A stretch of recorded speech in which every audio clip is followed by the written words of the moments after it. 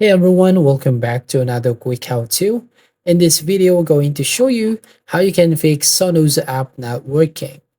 So first up here, go to your phone settings, and then from here, scroll down and tap on General. Here on General, scroll down a bit and tap on iPhone Storage.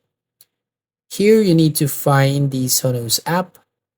So scroll down here and then tap on the application.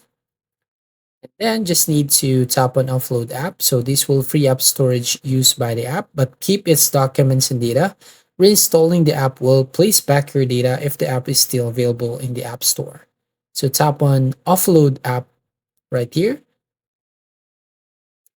And again, you just need to tap on reinstall app to get the latest version or updated version of Sonos app.